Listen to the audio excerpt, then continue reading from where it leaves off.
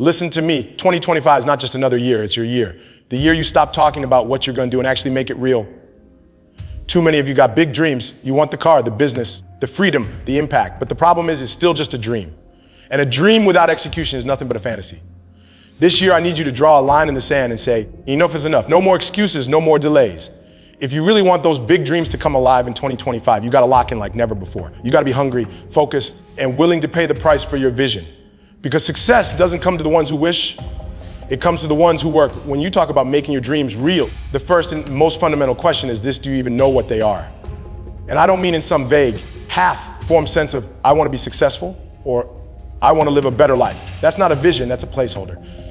If you can't articulate exactly what it is you're aiming for, then you don't have a target. And without a target, you can't orient yourself in the world. You'll drift. And drifting may feel comfortable for a while, but it always leads to frustration, because deep down you know you were meant to build to grow, to pursue something meaningful. Clarity of vision begins with honesty. You have to sit with yourself and ask, what do I truly want? Not what other people want from me, not what looks impressive on social media, but what resonates with me at the deepest level of my being. Maybe it's financial independence. Maybe it's building a family you can be proud of. Maybe it's creating something that lasts beyond you. Whatever it is, it has to be defined. The act of writing it down and putting it into words forces you to wrestle with its reality. A dream that stays in your head is slippery and unreliable. A dream written on paper starts to take form, it becomes concrete. And once you see it clearly, every other decision becomes easier. If your vision is strong, it acts like a compass. When distractions show up, and they will, you have a standard against which to measure them. Does this move me closer to my goal, or does it pull me further away? That kind of clarity simplifies life. It doesn't make it easy, but it makes it navigable. And that matters because a person without vision gets pulled into every opportunity, every temptation, and ends up nowhere. So before you chase execution, before you hustle, before you talk about grinding every day, stop and define the dream, make it visible. Put it in front of your eyes every morning. Your mind needs a target, because only then can your actions align with purpose. Clarity is the foundation. Without it, you're building castles in the sand. With it, you're laying bricks on solid ground. Once the vision is clear, the next problem you face is deceptively simple. What do you do every single day to make that vision a reality? And here's the hard truth. Dreams collapse not because they're impossible, but because people try to leap to the finish line without mastering the daily steps required to get there. Human beings are not built for sudden transformation. We're built for incremental progress, repeated consistently, until what was once impossible becomes second nature.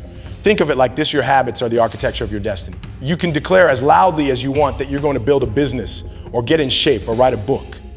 But if your daily behavior doesn't align with that declaration, then all you've done is make noise. And worse, you begin to erode trust with yourself. Every time you say you'll do something and don't, you weaken your own integrity.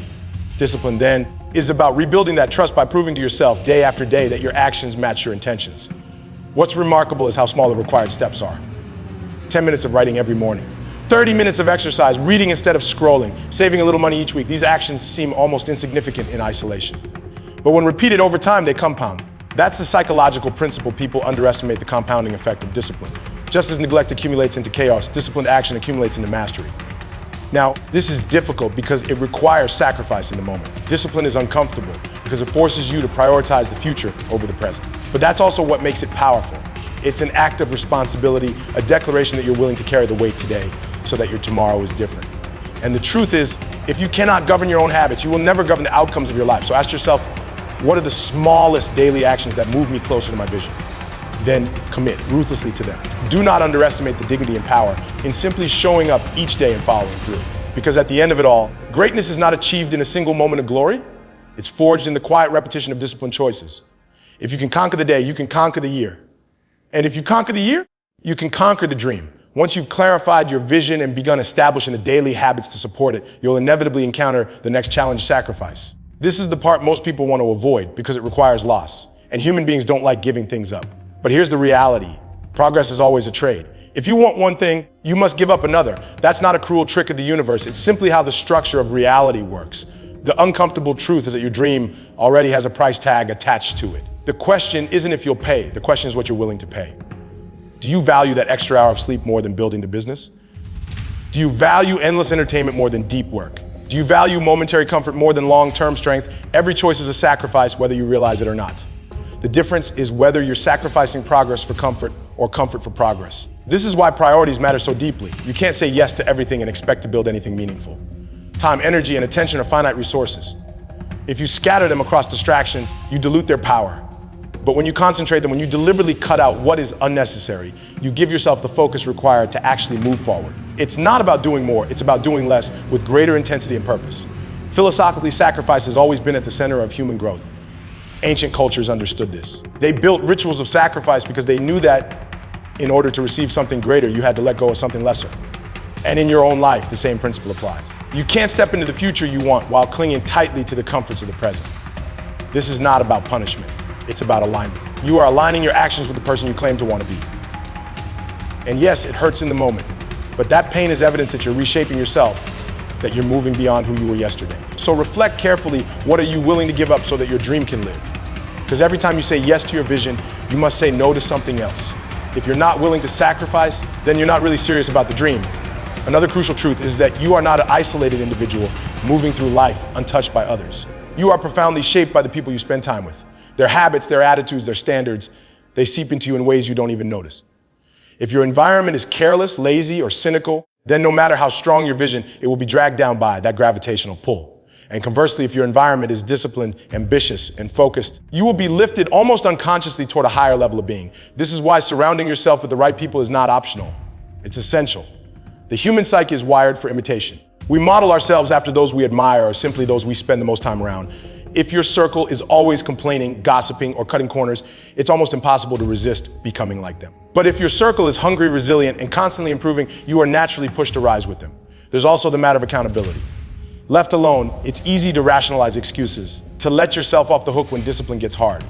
But when you're in a community that challenges you, when you have friends or mentors who expect more of you, it becomes harder to hide behind excuses. In a sense, the right people serve as a mirror. They reflect back to you whether you're truly living up to the standards you claim to value. This doesn't mean you cut everyone out of your life harshly, but it does mean you must be deliberate about who has access to your time, your energy, and your mind. You cannot afford to casually absorb the negativity or mediocrity of others when you're trying to build something extraordinary. Be intentional. Seek out mentors who have already walked the path you want to walk. Find peers who won't let you settle for less. Surround yourself with people who make you slightly uncomfortable in the best way possible because they force you to grow. Ultimately, the company you keep is both a reflection of who you are and a prediction of who you will become. If you want to go higher, then you must walk with those who refuse to stay low. No matter how clear your vision is, no matter how disciplined your habits are, and no matter how strong your environment becomes, you will still face resistance. Life has a way of testing the seriousness of your ambition. Things will go wrong. You'll experience setbacks you didn't anticipate, failures that sting, and moments where the weight of it all feels unbearable.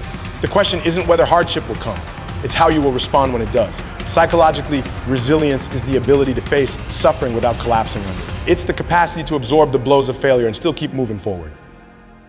And this isn't simply about being tough for the sake of toughness. It's about orienting yourself towards something meaningful enough that the pain becomes bearable. If your dream isn't strong enough, setbacks will destroy you. But if your dream is compelling, if it's worth the cost, then failure simply becomes feedback. It's information, a signal pointing you toward what must be improved. The danger is in interpreting failure as final. Too many people stop when things get hard, convincing themselves it wasn't meant to be. But in reality, difficulty is often a sign that you're on the right path, because anything worthwhile demands struggle.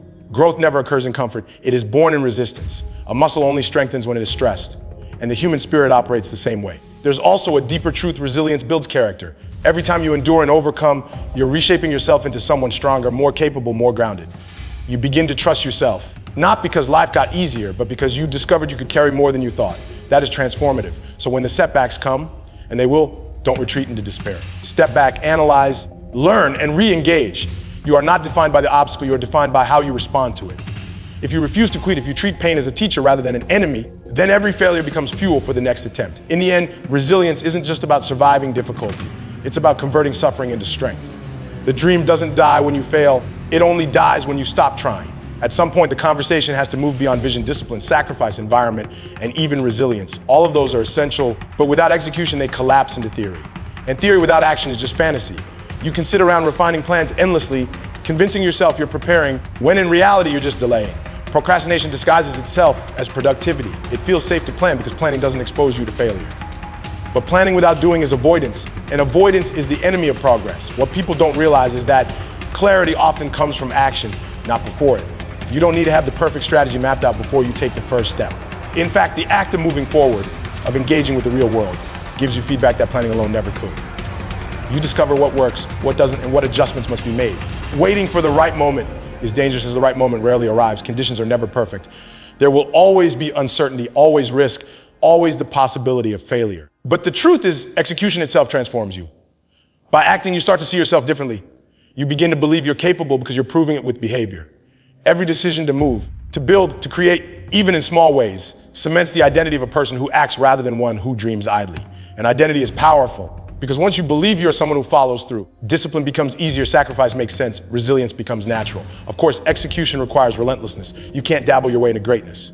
You must keep showing up again and again, even when it feels monotonous, even when progress is invisible. Success often belongs to the person who simply refuses to stop long after others have quit. Consistency beats intensity when intensity is short-lived. So the final question is simple. Are you willing to move now, or will you wait another year hoping conditions improve? Because the longer you wait, the further the dream drifts out of reach. So here we are. You've defined the vision, you've committed to discipline, you've understood the price of sacrifice, you've chosen the right people to walk with, you've embraced resilience, and you've accepted that execution is the only path forward. This isn't just a motivational idea, it's the structure of reality.